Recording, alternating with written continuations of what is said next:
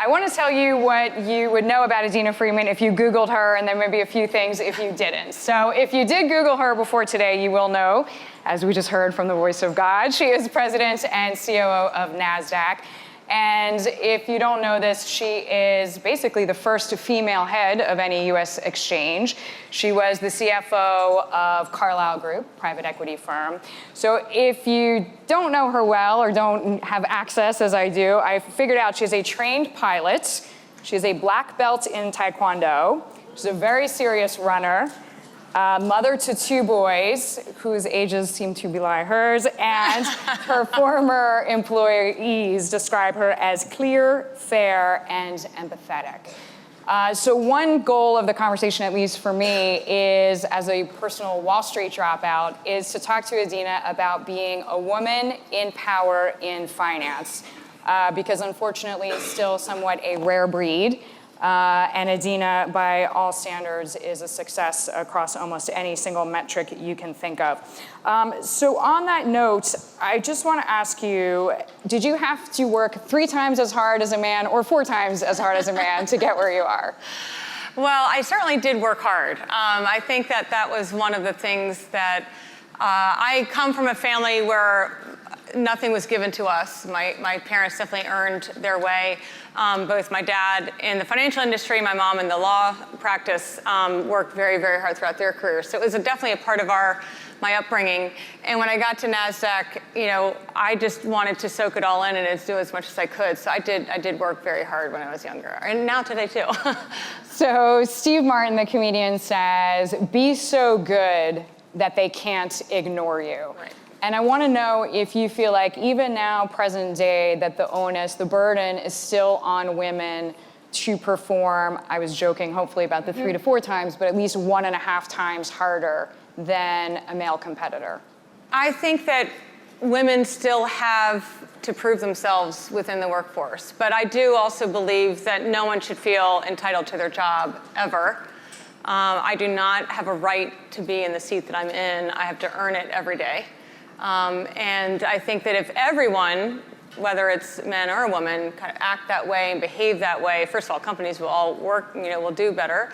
But I also think that then it's a matter of pure fairness as to how well people do in the workforce. But there is still, I would say, women still have to prove themselves a little bit more than men to take the same job as a man, as the man would have. So when does that change? Because it's one thing to look out at all these accomplished women and say, how could people not want to hire them and not want to hire people that they recommend? And I'm just thinking, when your time was at Carlyle, I do know, because you supported her, this woman who suggested the Beats acquisition. And so for people who don't know, Carlyle invested about $500 million in Beats, which then Apple bought for $3.2 billion. So in about 8 months' time, Carlyle essentially tripled its money and booked, I think immediately, something like $1 billion right on the books right away. And that deal was brought in by a woman. So who knew Carlyle was that cool? But that was one of the people that you nurtured. Well, no, she's actually, she's one of the great investors of our time, to be honest with you. And she and I became very good friends. But she runs all the consumer investing for Carlyle. She's in the US buyout group. And she is an amazing, amazing person. And one of the great things about Carlyle is that they really do promote women's success. It's definitely a tone from the top that comes down, and I think that they really do work very hard to bring in great investors, whether they're men or women, and Sandra Horbach happens to be a woman, but boy, is she a great investor. So I had the pleasure and the privilege, honestly, of getting to work with her, getting to know her, and ultimately becoming friends with her. But when do you think that just general business practices, financial ones included, accept the premise that they will make more money if there are women in the mix? Yeah, I do believe that the facts really do play out, that women, whether it's in the investment world or whether it's just in the general business world, that having 2 different, I guess, points of view, whether it's men and women, having just different points of view in the room, different experiences, older generation, the younger generation, men, women, people of different backgrounds. I think that it ultimately does get you to a better business decision.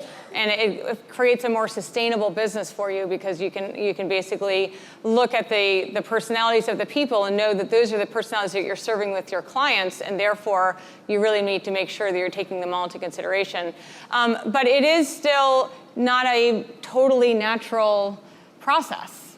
There is the need to make sure that we are finding those great women and men, but to make sure that you really are fostering their careers and bringing them forward so that they can ultimately be recognized for all of their hard work and their potential.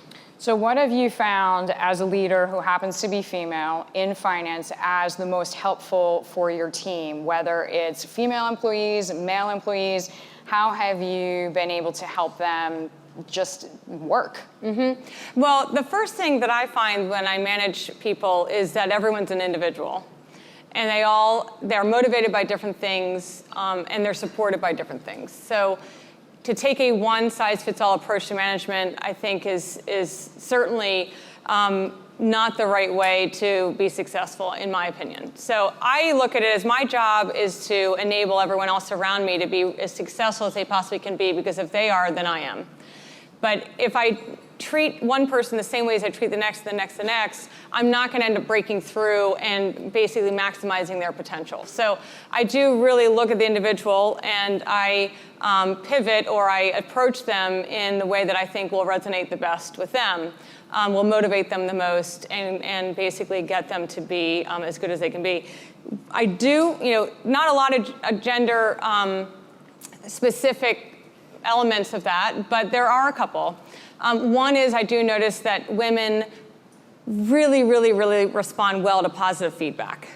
And they really get crushed by negative feedback.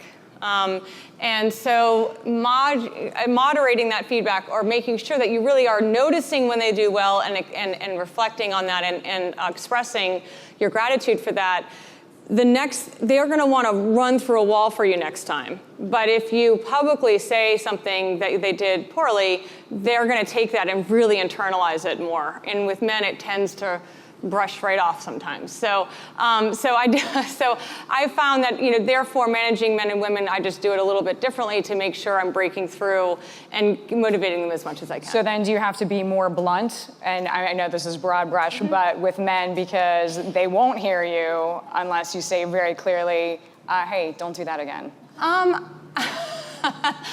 I'm blunt all the time, but so I don't know if I know any other way necessarily, other than it depends on how you approach it and how it will resonate. So I can't sit there and say that I'm blunt with men and I'm soft with women, because that's absolutely not the case.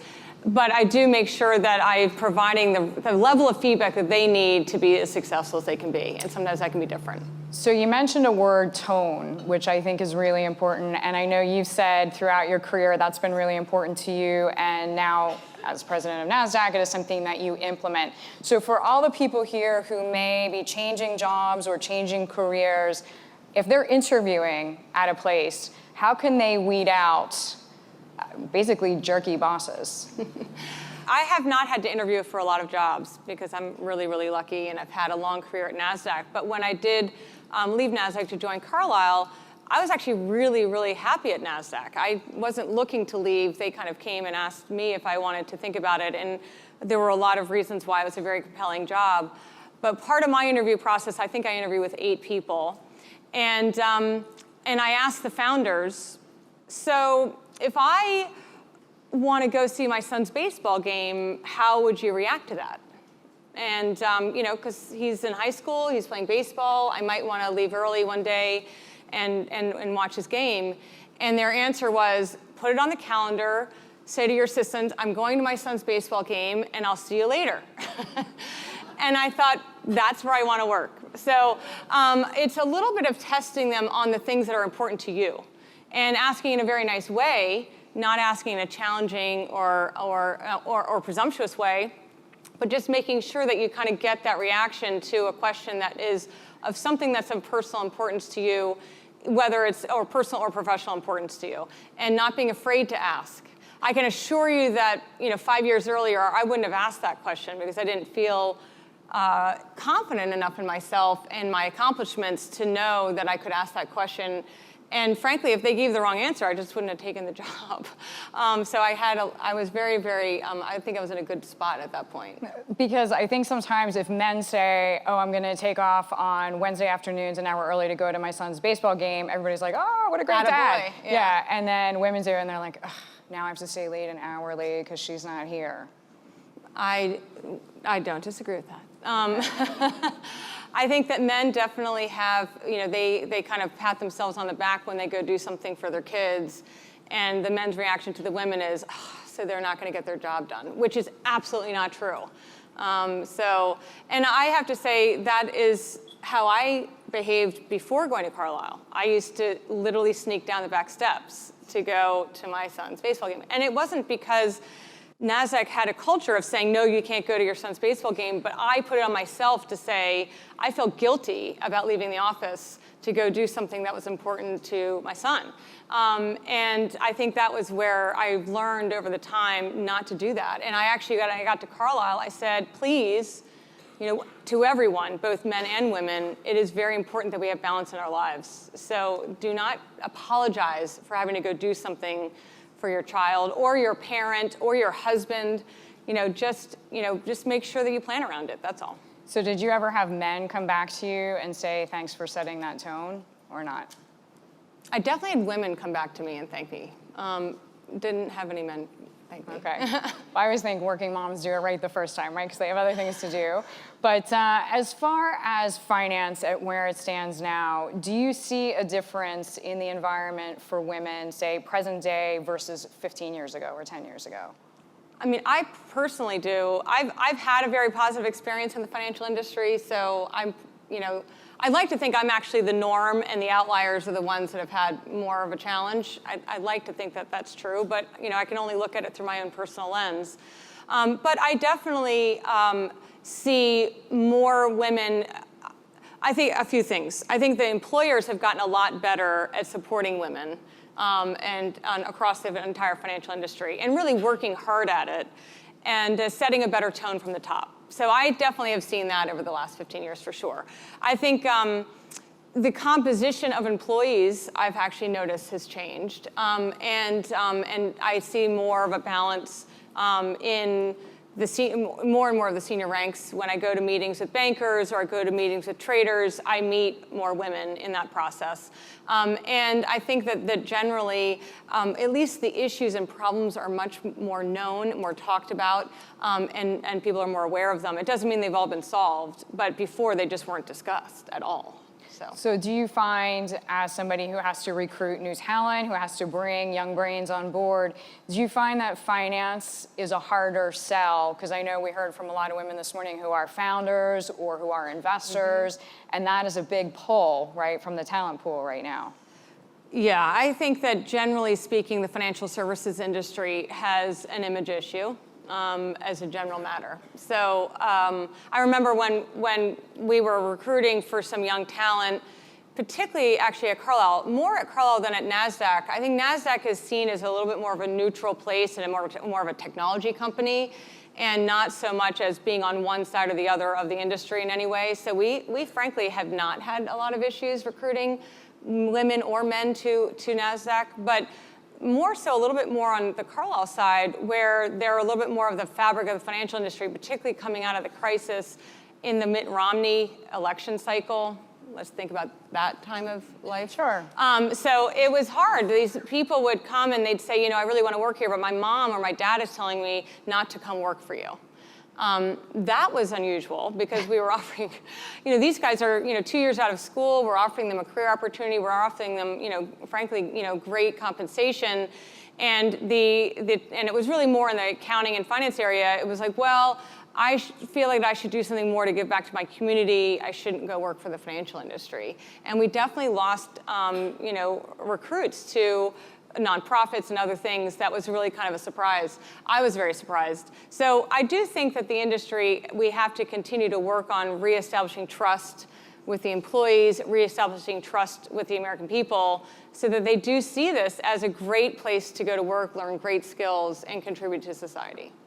So when you make your pitch now, let's say if you're competing for a young star between a venture cap firm and NASDAQ, I mean, what is your final pitch? Yeah, no, that's a great question. And this is what I say, is I would say that NASDAQ is a mission-oriented company. We are, in fact, I really feel passionately that NASDAQ is here to help promote economic growth by the provision of capital markets. We're here to make effective and efficient capital markets around the world. We are an exchange, but we also provide the technology that powers over 85 other exchanges around the world. We go to the most emerging economies on the planet and help establish them as a capital market to allow for companies to raise capital, add jobs, grow their companies, and really grow the economy.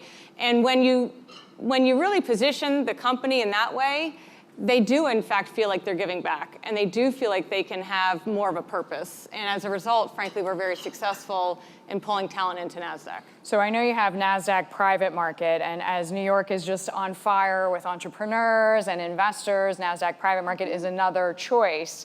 Do you find that more women will come to you? I think everybody probably knows the Spanx story, Sarah Blakely. She's pretty much the only self-made billionaire female who said she could never get backing, because no man alive, no potential investor understood the concept of basically her product, and so she did it herself. It was really by hook and by crook and by friends and family. But now that there's more institutionalized kind of onboarding with NASDAQ, do you find that you're kind of getting some of that business that maybe men still might not understand? So I think that NASDAQ Private Market is essentially an opportunity for private companies to have liquidity events as private companies and stay private longer so that they can mature as private companies before entering the public markets and kind of being more ready to be in the discipline of a public market. So we're really, really proud of what we've created, and a lot more companies are taking advantage of it. I actually think that the venture community is going through a total culture shift. And what's really, really interesting, and I'm really hoping is a lasting trend, is they are realizing how many lost opportunities have come from not listening to women entrepreneurs and the ideas that they have. So you hear it all the time now. I actually met a young guy who all he does is back 21-year-olds.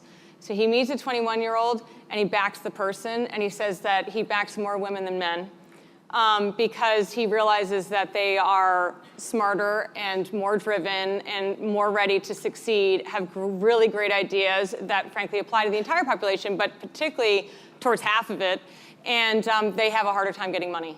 So he's able to come in and support them early, really early, and they're more appreciative, more loyal, and he has a really, really high success rate. So I'm hoping there's going to be more of that coming out and having more money come to women. And hopefully more venture capitalists who happen to be female who are making the funding decisions. Yes, absolutely. But it happened during the credit crisis as well, because I remember there's very few female hedge fund managers, but either they lost a significant amount less, or they actually finished flat in a year when a lot of managers were down something like 35%. Yeah, the stats are amazing, actually. So, and I in fact wrote a little bit about that because risk aversion is somehow seen as a negative. But what I say is responsible risk taking is what we should all be striving for. And so I think that I personally have a view towards responsible risk-taking, looking at the long term, constantly thinking about the consequences, always making sure that as you're going forward, you're thinking about what could happen, but also looking at a longer term and not just going for the next big thing. And while you may miss out on one shooting star, you're going to end up really, I think, probably helping a lot in making sure you're avoiding some of the real dogs. So, and what you saw and proved out with the hedge fund managers is women tended to be more responsible risk takers, and they perform well. They did. I want to ask you, with that mentality, if you ever get pushback, how have you handled? Because I think there are numerous bosses in this room. Excuse me, how do you handle either female employees who are not used to a female boss, because that happens, or male employees who are not used to a female boss? So I always say that my job is to make it so that within 5 minutes of being in a meeting or starting a conversation, people forget that I'm a woman and they just listen to what I have to contribute. Now, I don't know if that's true. I can't get into the minds of the people I'm talking to. But I do see it that way. So at the end of the day, I don't want them to see me as a female boss. I'm here. I've got hopefully command over the subject matter. I can provide strong guidance, I can help them prioritize appropriately, and I can give them the support and the backing that they need to be successful, and it has nothing to do with gender. And if I can do that successfully, I find that they don't care whether I'm a man or a woman. And I have been, successful at managing any and all genders. Okay. So we don't have that much time, but I want to ask you for your best advice to a young woman who may be thinking, is finance the right place for me? Mm-hmm. What would be your advice to her? I would say finance, if you really think about the fabric of the United States or the fabric of any economy, finance is a true underpinning of what makes the economy great. If it can be done successfully, responsibly, and with a client orientation to it. And it's complex. You never stop learning. You find that there's a whole range of opportunities, so you can pivot your career across the industry, and it's fascinating. So why wouldn't you want that job? Now, getting young teenagers to think that way is hard. They automatically think finance and they associate with math. And while I love math, to be honest with you, I definitely love math. But it doesn't have to be. I mean, there are a lot of different jobs in the financial industry that does not mean you have to be a math major. And so I also think we need to make them realize that it's an entire world out there of opportunity and a great industry. And so don't be intimidated by it. So that's my advice for young people. And what would your advice be to your younger self if you could write a letter and leave it on your 21st birthday at your mat? Yes, so 2 things. 1, don't feel so guilty as a working parent.